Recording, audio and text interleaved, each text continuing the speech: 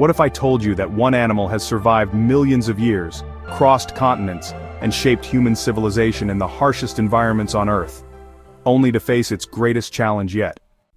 Hey there, wildlife explorers. Welcome back to Wild Wonders Hub, where we dive deep into the incredible stories of the animals that share our planet. I'm David, and today we're embarking on a journey through time to uncover the astonishing tale of the camel. From its ancient origins to its role as the ship of the desert and the modern threats it faces today, this video is going to blow your mind. So grab a snack, hit that like button, and let's get started. Oh, and stick around to the end. I've got a question for you that'll spark some serious debate. Let's kick things off with a question. What animal can go weeks without water, carry up to 1,000 pounds across scorching deserts, and has a superpower that lets it drink salty water like it's a refreshing soda? If you guessed the camel, you're spot on. But here's the kicker.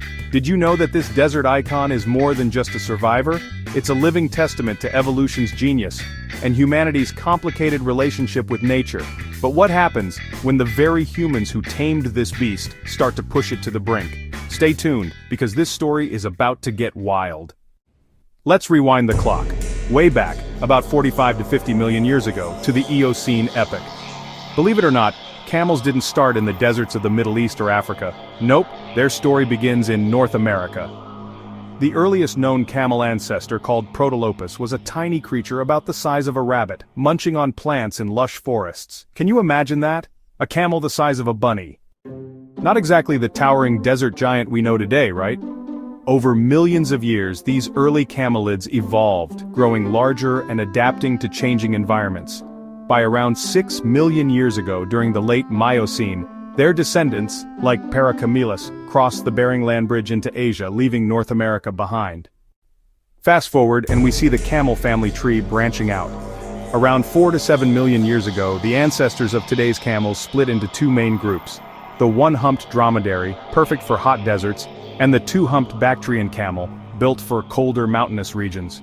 Oh, and there's a third, lesser-known species, the wild Bactrian camel, a critically endangered survivor with a story we'll get to later. Now let's talk about what makes camels so special. That hump, or humps depending on the species, isn't just for show. It's a fat storage tank, holding up to 80 pounds of fat that the camel can break down for energy and even water when resources are scarce. And get this, camels can survive up to 2 weeks without water, losing up to 25% of their body weight, and still keep going. Compare that to us humans, we'd be in serious trouble after losing just 10%. Camels are built for survival. Their long legs keep their bodies high above the hot sand, and their padded feet spread out to walk on shifting dunes without sinking. Those sealable nostrils, they stop sand from getting in during a storm. And here's a fun fact. Camels can eat thorny bushes without a scratch thanks to thick saliva and a tough mouth lining. Nature's tank, anyone? Now let's bring humans into the picture. Camels and humans go way back. About 3,000 to 6,000 years ago to be exact.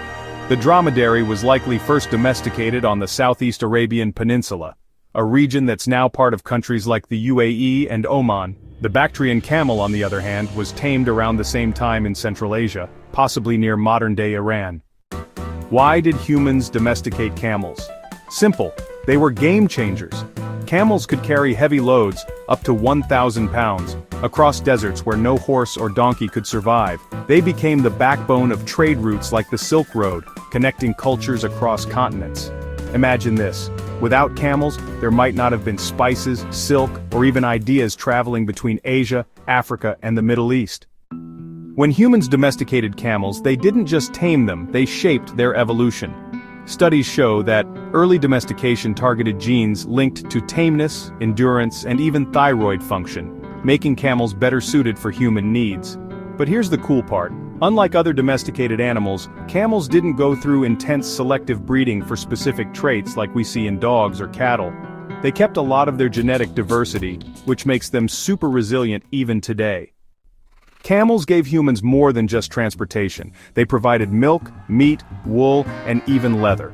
In fact, camel milk is a staple in many desert cultures. It's packed with nutrients and has medicinal properties some swear by. Oh, and here's a little history nugget. The Greek historian Herodotus wrote about how camels were used in warfare.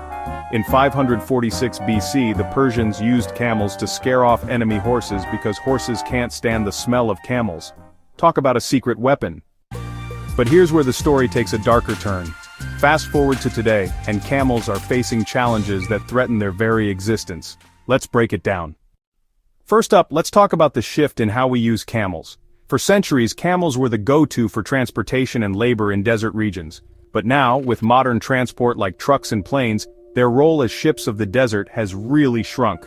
In places like Saudi Arabia, camel farming has moved from traditional Bedouin systems to more intensive settled farms. Sounds good, right? Well, not exactly. This shift to intensive farming has a pretty big downside. In Saudi Arabia, water consumption for camel farming has just skyrocketed. Back in 1961, when most camels were raised by nomadic Bedouins, water use was around 180,000 cubic meters. By 2014, that number had jumped to 860,000 cubic meters in intensive systems. That's a massive strain on water resources in a region where water is already super scarce. And it's not just water. Intensive farming means camels are eating a less varied diet. Think processed feed instead of desert plants. This can actually affect the quality of their milk, which nomads have long prized for its health benefits. Plus, modern practices like machine milking and artificial insemination are being introduced, but honestly, they're not always adapted to camels' unique biology, leading to stress and health issues. Now let's talk about the wild Bactrian camel, the two-humped cousin of the domesticated Bactrian. These guys are critically endangered, with fewer than 1,000 left in the wild, mostly in remote parts of Mongolia and China. Why? Well, habitat loss, climate change, and hybridization with domestic camels are threatening their genetic purity. If we're not careful, this unique species could vanish forever. Here's the thing, camels are tough, but they're not invincible. Climate change is making deserts even harsher, and desertification is shrinking the grazing lands they depend on. At the same time, the global camel population has grown. There are about 30 million camels worldwide today, up from 1961. But that growth comes with a cost. More camels in intensive systems means more pressure on the environment, more greenhouse gas emissions, and more risk of losing the genetic diversity that makes camels so special. So what does all this tell us about humanity's relationship with camels, and with nature in general? For thousands of years, camels have been our partners, helping us survive and thrive in the harshest places on Earth. They've carried our goods, fed our families, and even inspired our poetry and culture. But now, as we modernize and prioritize efficiency, are we forgetting the very traits that made camels so valuable in the first place? Think about it. By pushing camels into intensive farming, we're not just changing their lives, we're changing who they are. We're risking their genetic diversity, their health, and even their cultural significance. And the wild Bactrian camel? It's a stark reminder that when we mess with nature, we don't always see the consequences until it's too late. But it's not all doom and gloom. There's a growing movement to recognize camels as the animal of the future. With climate change making sustainable food production harder, camels are stepping back into the spotlight. They're low impact, efficient, and can produce milk and meat in places where other livestock can't survive. Maybe, just maybe, the camel can teach us how to live more sustainably, if we're willing to listen. Alright explorers, we've been on quite a journey today. From the ancient plains of North America to the deserts of today, we've seen how camels have shaped our world and how we're shaping theirs. But here's the big question. What can we do to ensure camels thrive for another million years? First, let's support sustainable camel farming practices. That means choosing products from farms that prioritize animal welfare and environmental care. Second, let's raise awareness about the wild Bactrian camel. Share their story, donate to conservation efforts, or even volunteer if you can. And finally, let's keep learning. The more we understand about camels, the better we can protect them. Now I've got a question for you to chew on.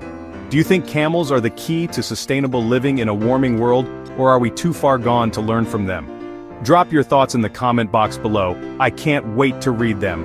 And if you love this deep dive into the world of camels, don't forget to hit that like button, subscribe to Wild Wonders Hub, and ring the bell so you never miss an adventure. Looks like my friend here agrees. Until next time, keep exploring, keep learning, and let's make the world a better place for all creatures, big and small. See you soon. Next video, The Secret Lives of Penguins.